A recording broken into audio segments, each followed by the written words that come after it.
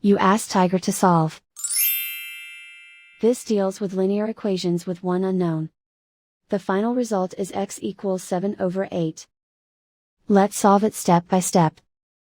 Simplify the expression. Group like terms. Simplify the arithmetic. Group all constants on the right side of the equation. Add 3 to both sides. Simplify the arithmetic.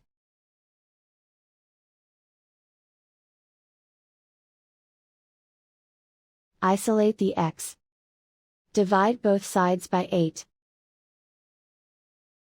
Simplify the fraction.